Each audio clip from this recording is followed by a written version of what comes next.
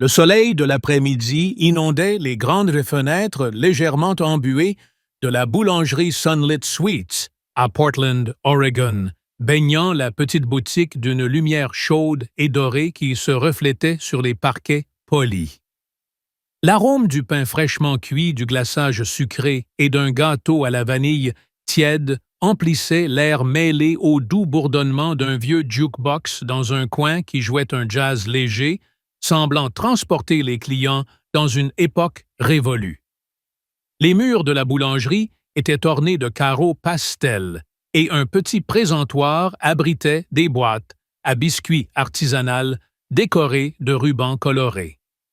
Jonas Wagner, un père célibataire de 35 ans, se tenait avec sa fille de 7 ans, Emma, devant la vitrine en verre remplie de gâteaux artistiques, de pâtisseries délicates et de cupcakes colorés. Sa veste en jean usée dont les manches étaient légèrement effilochées au coude et ses yeux fatigués marqués par de longues nuits de travail et des heures sans sommeil racontaient l'histoire d'un homme qui, depuis la mort de sa femme, 2 ans plus tôt, luttait sans relâche pour joindre les deux bouts.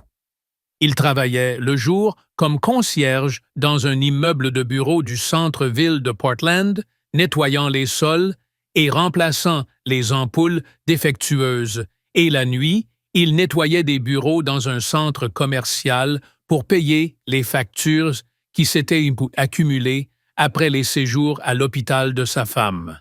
Les frais médicaux non couverts par l'assurance pesaient sur sa vie comme une ombre. Emma, avec ses boucles brunes brillantes tombant en vagues douces sur ses épaules, pressait son visage contre la vitre fraîche de la vitrine. Ses yeux scintillaient d'enthousiasme enfantin, alors qu'elle admirait le gâteau d'anniversaire qu'elle avait choisi pour ses 8 ans.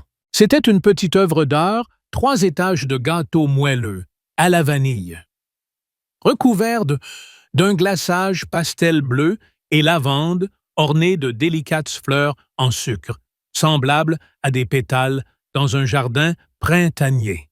En une écriture élégante et cursive, on lisait « Joyeux anniversaire, Emma », sur le dessus encadré de petites perles comestibles scintillantes à la lumière. « Papa, il est tellement beau », murmura Emma, sa voix empreinte d'émerveillement. On dirait un gâteau sorti d'un livre de contes où les princesses fêtent leur anniversaire. Elle se tourna vers Jonas, son sourire si éclatant qu'il semblait illuminer toute la pièce. Jonas sentit son cœur se serrer douloureusement en voyant son regard plein d'espoir et de joie. Il plongea la main dans la poche de sa veste et en sortit son vieux portefeuille en cuir, dont les coutures commençaient à s'effilocher sur un côté.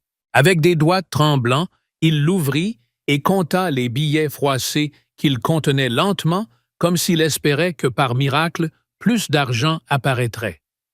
29 $.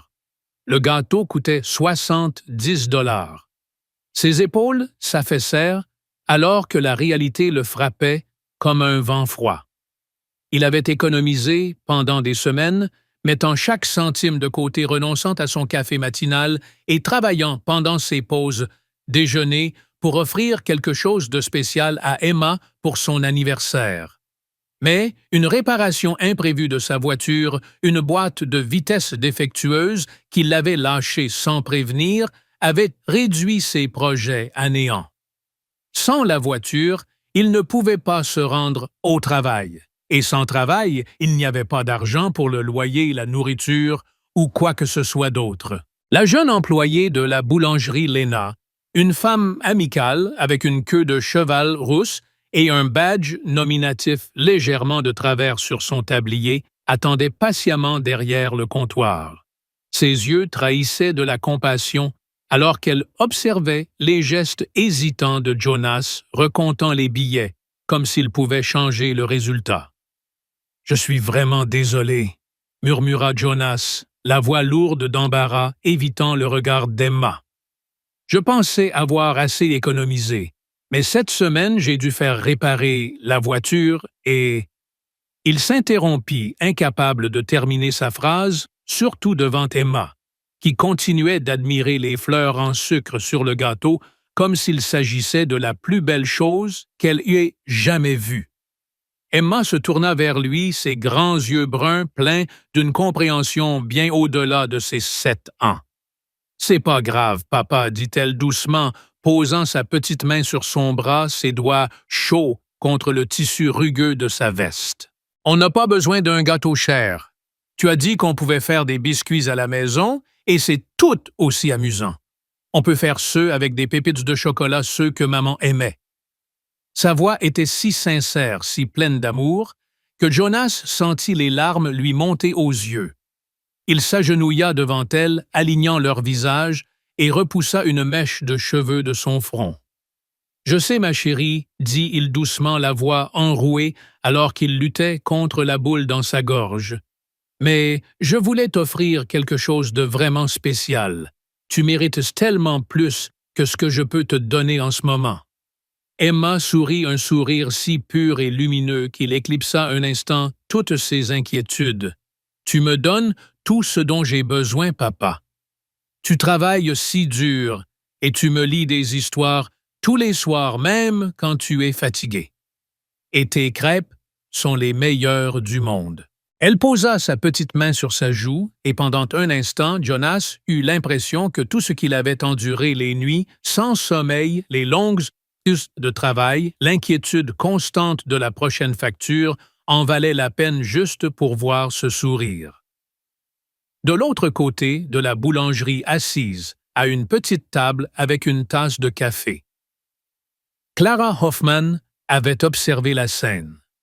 Clara, 37 ans, était la PDG de Hoffman Architects, un cabinet d'architecture prospère qu'elle avait bâti à force de travail, acharné de nuits blanches et d'une foi inébranlable en un design durable. Son élégant manteau beige parfaitement ajusté et sa posture assurée témoignaient de quelqu'un habitué à résoudre les problèmes rapidement et efficacement.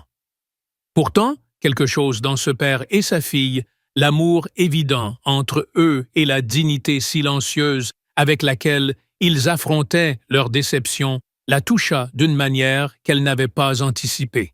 Elle avait à moitié bu son café des documents pour un projet à venir étalé sur la table lorsqu'elle entendit les mots murmurés de Jonas et vit le doux sourire d'Emma. Clara se leva, lissa son manteau et s'approcha du comptoir.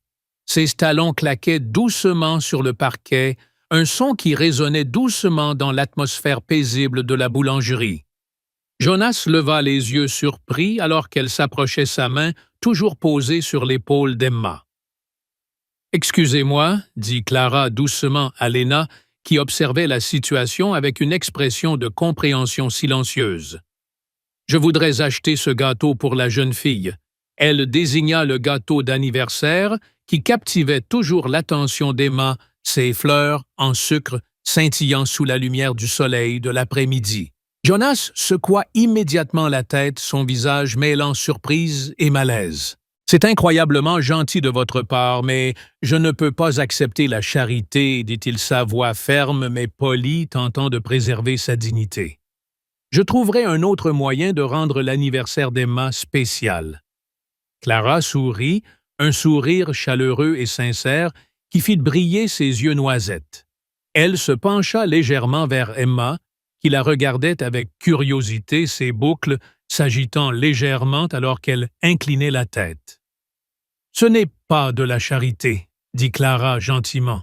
« Aujourd'hui est visiblement un jour très important et chaque petite fille mérite que son rêve d'anniversaire se réalise. » Elle se tourna vers Lena, sa voix calme mais décidée. « Mettez le gâteau sur mon compte, s'il vous plaît, et ajoutez une douzaine de ces magnifiques biscuits au chocolat avec des vermicelles colorées. » Les yeux d'Emma s'écarquillèrent d'émerveillement et elle se tourna vers son père pour obtenir son approbation. « Papa, c'est d'accord, » demanda-t-elle, elle doucement, sa voix tremblante d'excitation alors qu'elle regardait la boîte de biscuits que Lena préparait déjà.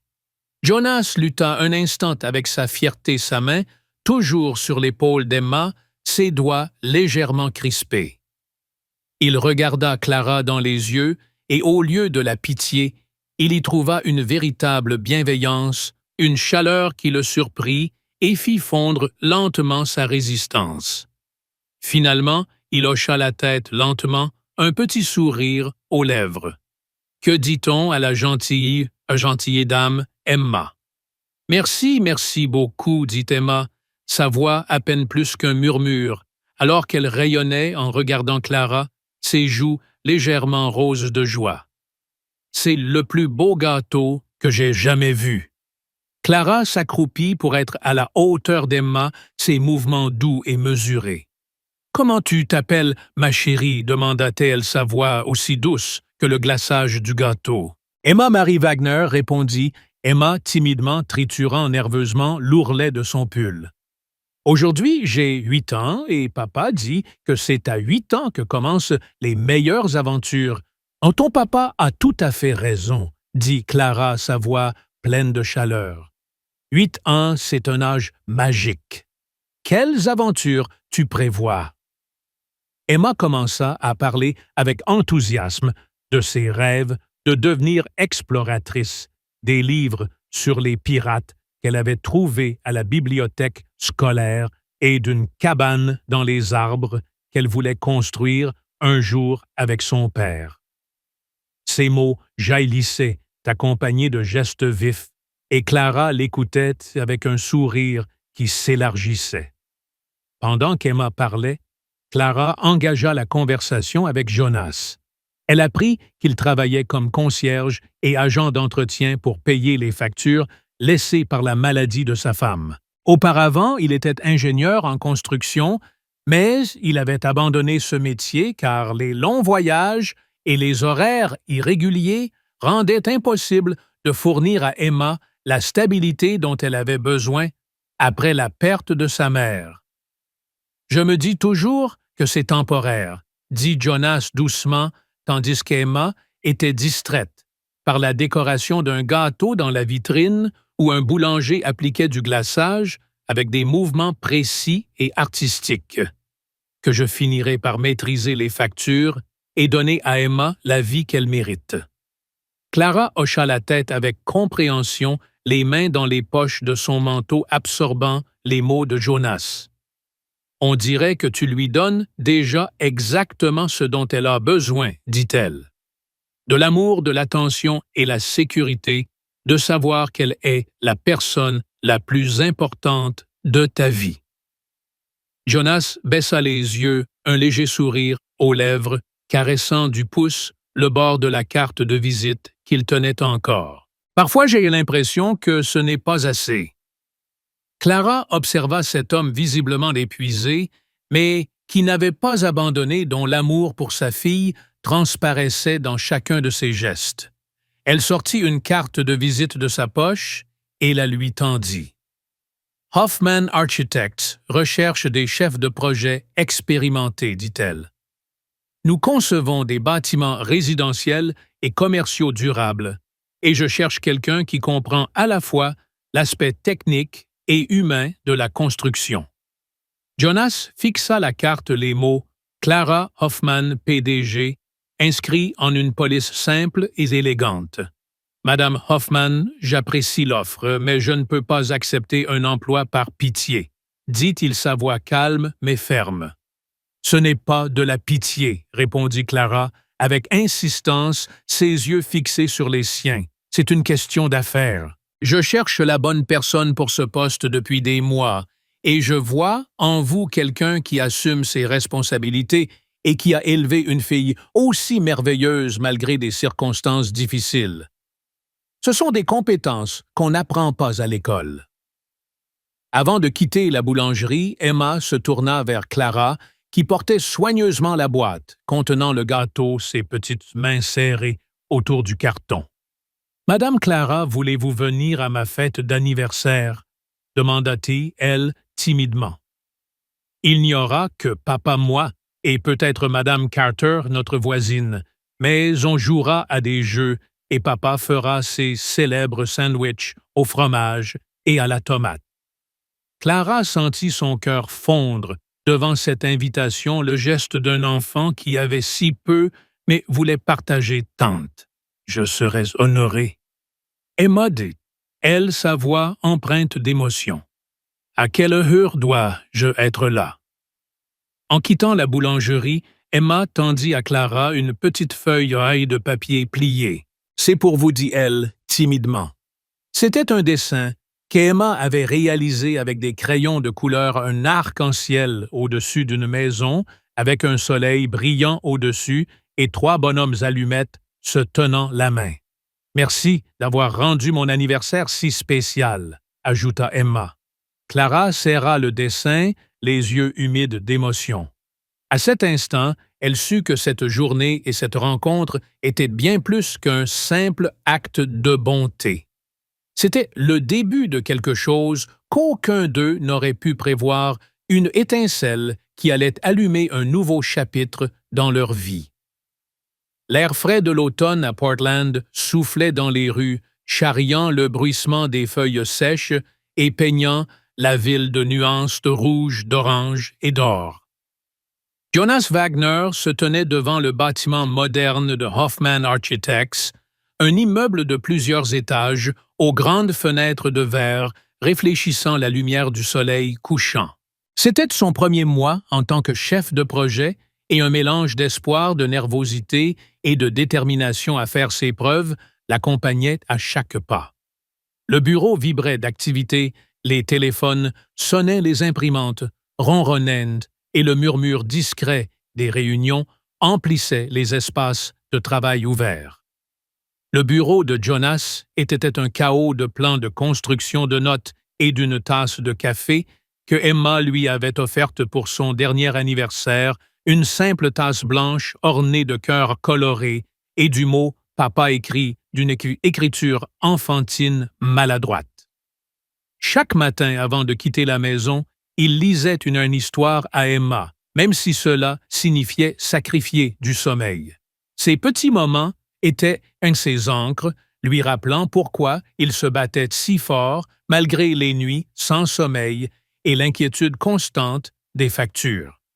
Le nouveau rôle était un défi qu'il n'avait pas sous-estimé, mais dont la complexité le surprenait néanmoins.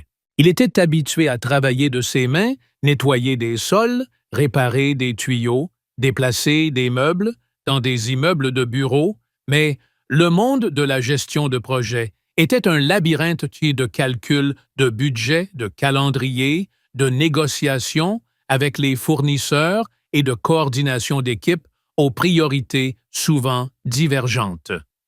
Certains collègues ayant appris son passé de concierge le regardaient avec scepticisme. Comment quelqu'un qui a frotté les sols pendant des années peut-il soudainement diriger un projet de construction, entendit Jonas, un collègue nommé Michael, murmurer un jour dans la salle de pause alors qu'il se trouvait dans la cuisine du bureau.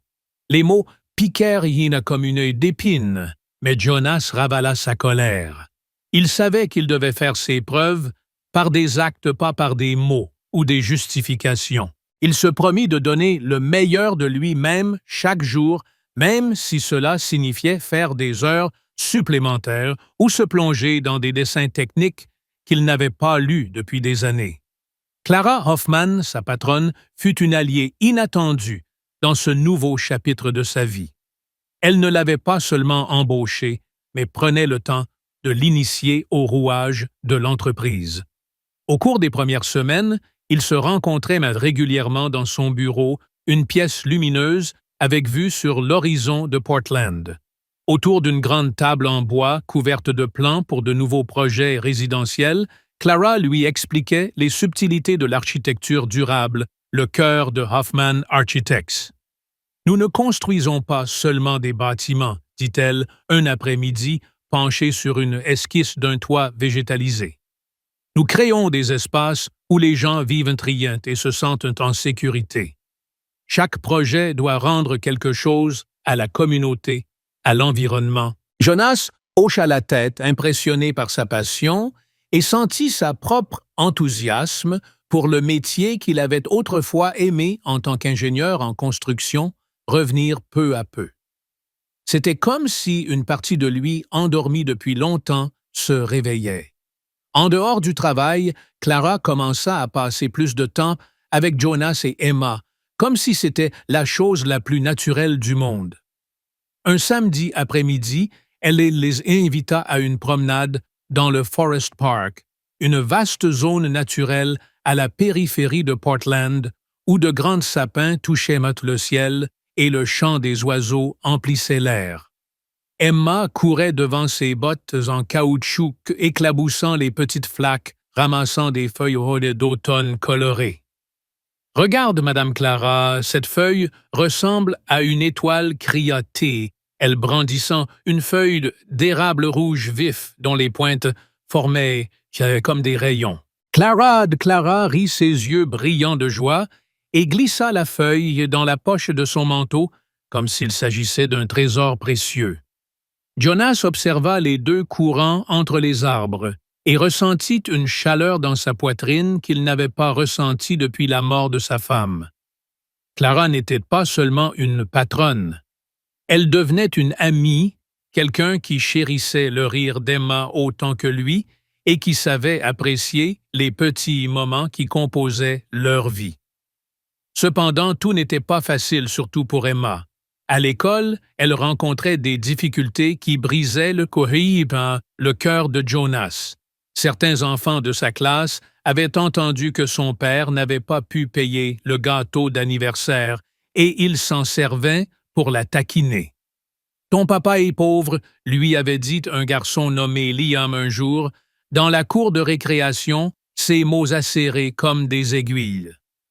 Emma rentra chez elle en pleurant cet après-midi-là, ses boucles en désordre, son visage taché de larmes.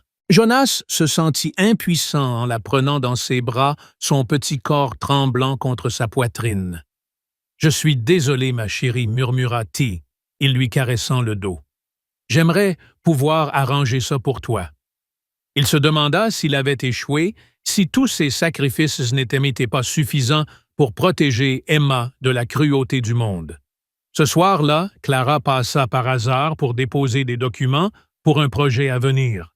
Elle remarqua les yeux rouges d'Emma et s'assit à côté d'elle sur le canapé, usé du petit salon dont les murs étaient décorés des dessins d'Emma. « Tu sais, Emma, » dit Clara doucement, sa voix aussi réconfortante qu'une étreinte, « parfois les gens font des remarques parce qu'ils ne comprennent pas à quel point tu es spécial. Mais tu as quelque chose qu'ils n'ont pas, un papa, qui fait tout pour toi, et un cœur aussi grand que l'arc-en-ciel que tu m'as dessiné. » Elle sortit le dessin de sa poche, celui qu'Emma lui avait donné à la boulangerie avec l'arc-en-ciel et la maison, et le posa sur la table basse. Emma esquissa un faible sourire, jouant avec l'ourlet de son pull, et Jonas, écoutant la conversation depuis la cuisine, ressentit une profonde gratitude pour les mots de Clara. Ensemble, ils réfléchirent à des moyens d'aider Emma à retrouver sa confiance en elle. Clara suggéra qu'Emma pourrait parler de ses passions à l'école, son amour des livres et du dessin, pour montrer aux autres enfants qui elle était vraiment.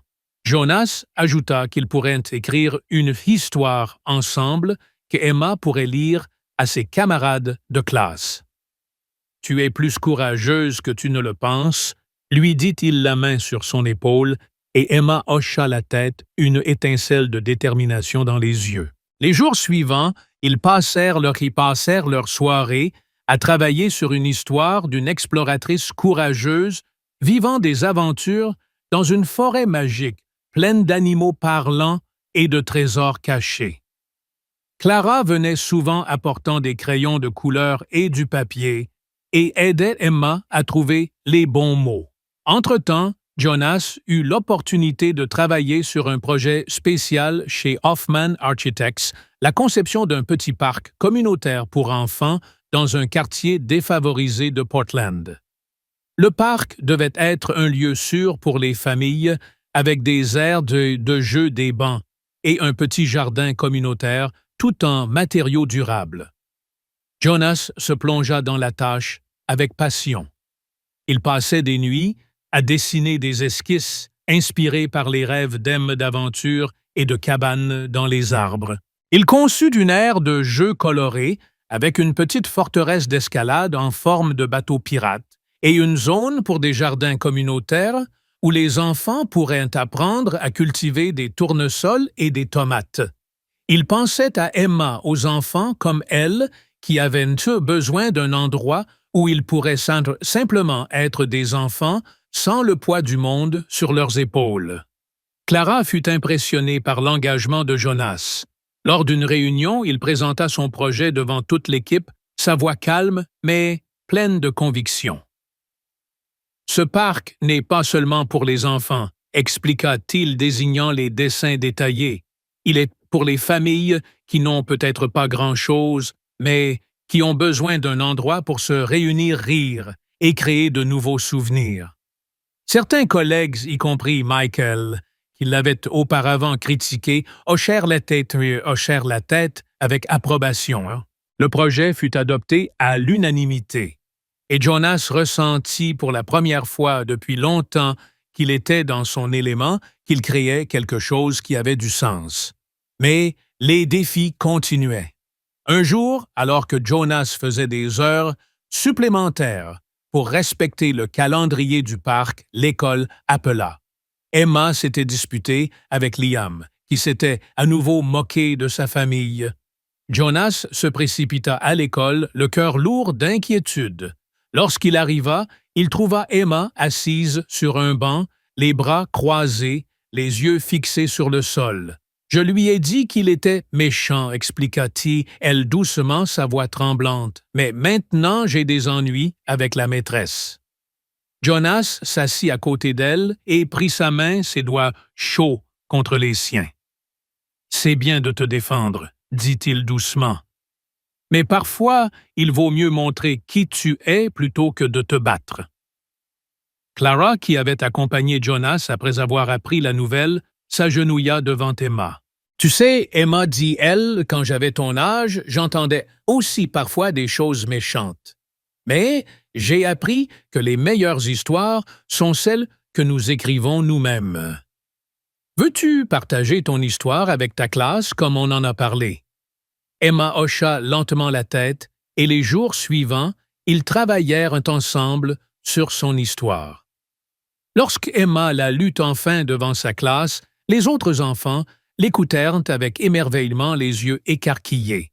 Même Liam, qui l'avait taquiné, applaudit à la fin et dit timidement « C'était cool, Emma. » Emma sourit, sa confiance renforcée, et Jonas ressentit une vague de soulagement. De retour au bureau, Jonas commença à prendre plus de responsabilités. Il coordonnait les fournisseurs, négociait avec les entrepreneurs et veillait à ce que le parc reste dans le budget. Clara remarqua que ses collègues, y compris Michael, commençaient à le respecter. Un jour, lors d'une réunion, Michael loua la conception du jardin communautaire de Jonah et suggéra d'utiliser un concept similaire dans un autre projet. Jonas fut surpris mais reconnaissant. C'était une petite victoire, mais elle comptait beaucoup, un signe qu'il avait trouvé sa place. À la fin du mois, alors que la construction du parc commençait, Jonas se tenait sur le chantier, observant les premières fondations posées. Emma était à ses côtés, sa petite main dans la sienne, ses boucles flottant au vent d'automne. Clara se tenait près d'eux, ses yeux brillants de fierté. « Ce n'est que le début, dit-elle à Jonas, sa voix chaleureuse et encourageante. Tu ne construis pas seulement un parc, mais quelque chose qui relie les gens, qui donne de l'espoir. » Jonas hocha la tête, la gorge serrée par l'émotion.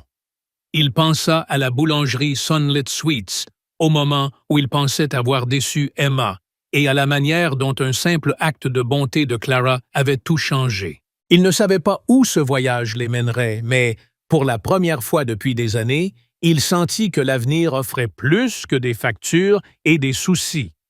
Cela ressemblait à une aventure, celle qu'Emma avait toujours prédite, avec des bateaux pirates et des forêts magiques, et une famille qui se formait lentement sans qu'il l'ait prévu. Le soleil brillait vivement sur le petit parc communautaire de Portland, Oregon, baignant les équipements de jeux colorés d'une lumière dorée et chaleureuse. Le parc, conçu par Jonas Wagner, était devenu en quelques mois un lieu de rencontre animé. Là où se trouvait autrefois un terrain vague, rempli de mauvaises herbes de bouteilles cassées et de souvenirs fanés de temps meilleurs, se dressait désormais une forteresse d'escalade en forme de bateau pirate des balançoires colorés et un petit jardin communautaire où poussaient à haine des tournesols, des tomates et des herbes aromatiques en rangées soignées. Les enfants du quartier couraient en riant sur l'air de jeu, leur voix se mêlant au chant des oiseaux, tandis que les parents s'asseyaient sur les bancs en bois, discutaient et profitaient des derniers rayons du soleil de septembre. L'odeur de l'herbe fraîchement tondue et des buissons de lavande en fleurs emplissait l'air, et une douce brise portait les cris joyeux des enfants à travers le parc, comme une mélodie qui unissait la communauté. Jonas se tenait au bord de l'aire de jeu, les mains dans les poches de sa veste, en jean usé, regardant Emma jouer avec ses amis sur la forteresse d'escalade. Son rire était comme une musique qui réchauffait son cœur, et il ne pouvait s'empêcher de sourire avec fierté, ses yeux suivant chacun de ses mouvements. Cela faisait 1 an qu'ils se s'étaient rencontrés dans la boulangerie Sunlit Sweets, ce jour fatidique où Jonas pensait avoir déçu Emma en ne pouvant pas payer son gâteau d'anniversaire. L'humiliation de compter les quelques billets dans son portefeuille devant le comptoir était encore un souvenir douloureux, mais il était éclipsé par la chaleur de la bonté inattendue de Clara. Elle n'avait pas seulement acheté le gâteau et ajouté une douzaine de biscuits au chocolat, elle lui avait aussi ouvert la porte à une nouvelle vie en l'embauchant comme chef de projet chez Hoffman Architects. Jonas s'était rendu indispensable dans ce rôle. Sa capacité à combiner expertise technique et empathie avait fait du parc communautaire, ainsi que d'autres projets de l'entreprise, quelque chose de spécial. Il avait appris à convaincre les fournisseurs à respecter les budgets et à motiver les équipes sans jamais perdre de vue l'aspect humain de la construction, les familles qui vivraient dans ces espaces, les enfants qui riraient sur ces aires de jeu. Ses collègues, y compris Michael, qui l'avait une autre fois regardé avec méfiance, le respectaient désormais comme un égal. Michael avait même commencé à demander conseil à Jonas pour la planification de projets communautaires. « Tu as un don pour comprendre ce dont les gens ont besoin », lui avait dit Michael un jour, pendant la pause déjeuner, alors qu'ils examinaient ensemble des plans pour un nouveau projet. « Ce n'est pas juste de la technique, c'est du cœur. » Jonas avait hoché la tête surpris par le compliment mais profondément touché. C'était un signe qu'il avait non seulement trouvé sa place dans l'équipe, mais aussi gagné la confiance de ses collègues qu'il avait autrefois sous-estimé. Clara l'avait nommé responsable d'un nouveau programme axé sur le développement d'espaces communautaires durables quelques mois plus tôt. Le parc communautaire n'était qu'un début, une preuve que de petites idées pouvaient avoir un grand impact. Jonas travaillait désormais sur des plans pour une série de logements abordables avec des espaces verts, intégrer des aires de jeu pour enfants et des espaces communautaires pour rassembler les familles. « Nous ne construisons pas seulement des maisons » avait-il déclaré lors d'une réunion devant toute l'équipe, sa voix calme mais pleine de conviction. « Nous construisons des endroits où les familles peuvent s'enraciner, où les enfants peuvent rêver et les parents se sentir en sécurité. » Clara avait hoché la tête, ses yeux brillants de fierté, et Jonas savait qu'il n'avait pas seulement trouvé un emploi, mais une vocation qui le comblait et lui donnait l'impression de faire une différence. Emma avait également changé au cours de cette année. Après l'incident à l'école où elle avait été taquinée à cause de sa famille, elle avait appris avec l'aide de Jonas et de Clara à être fière de son histoire. L'histoire qu'ils avaient écrite ensemble, celle de l'exploratrice courageuse dans une forêt magique pleine d'animaux parlants et de trésors cachés, avait été un succès. Emma l'avait non seulement lu à sa classe, mais aussi présenté à un concours scolaire, remportant un petit prix pour sa créativité. Le moment où elle était rentrée à la maison avec une petite étoile dorée avait été l'un des plus fiers de la vie de Jonas. Emma était devenue plus confiante, ses boucles dansaient lorsqu'elle riait, et elle s'était fait de nouveaux amis qui aimaient ses histoires et ses dessins. Liam, le garçon qui l'avait taquiné, était devenu l'un de ses plus proches camarades de jeu. « Tu es comme l'exploratrice de ton histoire », lui avait... Il dit un jour, alors qu'ils jouaient ensemble dans la cour de récréation et Emma avait rayonné ses yeux pétillants de joie. Clara était devenue plus qu'une patronne ou une amie pour Emma. Elle faisait désormais partie intégrante de leur vie, une sorte de famille qui s'était formée lentement et naturellement, comme des feuilles tombant au vent d'automne pour former un motif. Les week-ends, ils faisaient des biscuits ensemble dans la petite cuisine de la maison que Jonas et Emma avaient louée dans un quartier sûr avec de bonnes écoles. La maison était modeste, avec des planchers qui grinçaient et des murs décorés des dessins d'Emma, mais c'était leur foyer rempli de rire, de chaleur et de l'odeur des célèbres sandwichs de Jonas, préparés avec du fromage, des tomates et une touche de basilic.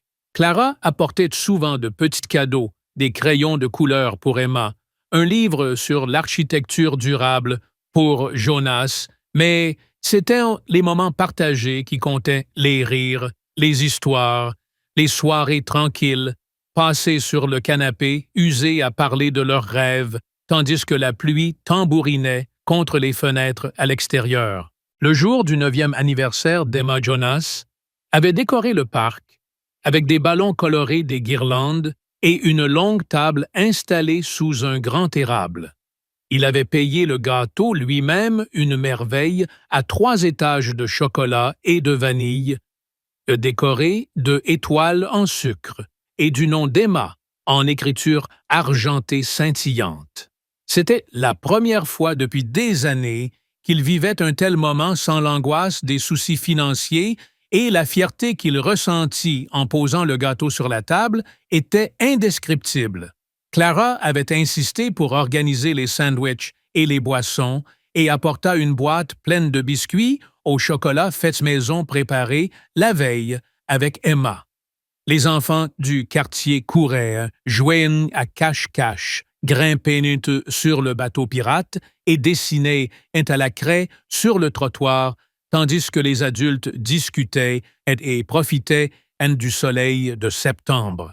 Pendant qu'Emma jouait avec ses amis, Clara se tenait à côté de Jonas observant la scène, les mains dans les poches de son manteau beige. « C'est toi qui as créé ça, dit-elle doucement, posant une main sur son bras. Pas seulement le parc, mais ce moment. Regarde Emma, elle est heureuse, en sécurité, et elle sait qu'elle est aimée. » Jonas hocha la tête, la gorge serrée par l'émotion. « Je n'y serais pas arrivé sans toi, dit-il sa voix rauque. Tu nous as donné une chance quand je pensais qu'il n'y avait plus d'issue. » Clara sourit, ses yeux noisettes doux de chaleur. Parfois, il suffit d'une petite étincelle pour allumer quelque chose de grand. Toi et Emma, vous avez été cette étincelle pour moi. Plus tard, alors que le soleil se couchait peignant, le ciel de nuances de rose, d'orange et de violet, tout le monde se rassembla autour de la table d'anniversaire. Emma se tenait au centre, ses joues roses d'excitation, tandis que les enfants chantaient joyeux anniversaire, leur voix résonnant dans le parc. Jonas alluma les 9 bougies qui brillaient sur le gâteau et Emma ferma les yeux avant de les souffler d'un coup puissant. « Qu'as-tu souhaité » demanda Clara, en coupant le gâteau ses mains habiles avec le couteau. Emma sourit, ses boucles dansant. « Je ne peux pas le dire, mais ça a un rapport avec des aventures et avec toi et papa. » Dans les mois qui suivirent, lien entre Jonas, Emma et Clara continua de croître comme un arbre prenant racine lentement mais sûrement. Inspirée par l'histoire d'Emma, Clara eut une idée, elle fonda une petite organisation nommée Sunlit Futures pour fournir aux enfants de familles défavorisées des livres, du matériel artistique et un accès à des programmes communautaires. Elle demanda à Jonas de co-diriger l'organisation et il s'engagea dans cette tâche avec la même passion qu'il avait mise dans la construction du parc. Emma devint l'ambassadrice officieuse de l'organisation, créant des dessins pour des prospectus et lisant des histoires lors d'événements, sa voix claire et pleine d'assurance. Un soir, alors qu'ils étaient assis dans la cuisine de leur maison, planifiant le prochain événement de l'organisation, Emma montra à Clara et Jonas un nouveau dessin. Une image d'un parc d'une maison et de 3 personnes se tenant la main avec un arc-en-ciel au-dessus d'eux. « C'est nous, » dit-elle fièrement, ses yeux brillants. « Notre famille. » Jonas et Clara échangèrent un regard, leurs yeux pleins de chaleur et de gratitude silencieuse. Le mot « famille » n'avait pas été prévu, mais il semblait juste comme une pièce de puzzle qui avait enfin trouvé sa place. La boulangerie Sunlit Sweets devint leur lieu rituel pour les occasions spéciales, non pas à cause des gâteaux extraordinaires, mais à cause du souvenir de ce jour où un acte de bonté avait tout changé. Jonas avait appris que demander de l'aide n'était pas un signe de faiblesse, mais une porte vers de nouvelles possibilités, un pas qui les avait menés, lui et Emma, vers une vie meilleure. Clara avait découvert que le succès ne se mesurait pas seulement en chiffres ou en réalisations professionnelles, mais dans les moments où l'on améliorait la vie des autres, où l'on créait de l'espoir et de la communauté. Et Emma, désormais âgée de 9 ans et pleine d'assurance, avait compris que les familles ne se forment pas toujours par le sang, mais par l'amour, la confiance et la volonté de s'entraider même dans les moments les plus difficiles. La leçon de cette histoire est profonde et universelle. Un petit acte de bonté peut changer la vie de nombreuses personnes, comme une pierre jetée dans l'eau qui crée des vagues bien au-delà du premier moment. Lorsque nous aidons les autres sans rien attendre en retour, nous créons non seulement de l'espoir pour eux, mais aussi pour nous-mêmes, et nous découvrons que les liens les plus forts naissent souvent dans les moments les plus inattendus. Cette histoire nous encourage à garder les yeux ouverts pour ceux qui autour de nous luttent en silence et à leur montrer par de petits gestes qu'ils ne sont pas seuls, que ce soit par un sourire, une conversation ou un gâteau qui rend un anniversaire inoubliable. En construisant des communautés à travers un parc, une histoire ou un rire partagé, nous créons un monde où chacun a la chance de vivre ses rêves. La véritable force réside dans le fait de tendre la main aux autres et les meilleures aventures commencent souvent par le courage d'aider un étranger. Si cette histoire a touché votre cœur, partagez-la avec quelqu'un qui a besoin d'un rappel de la puissance de la bonté. Réfléchissez à un moment où un petit acte de générosité a changé votre vie et comment vous pourriez faire de même pour quelqu'un d'autre. Peut-être un sourire, un mot chaleureux ou un moment où vous aidez quelqu'un à garder ses rêves vivants. Les meilleures aventures commencent souvent par une étincelle de bonté. Et parfois, elles mènent à une famille que vous n'auriez jamais imaginée.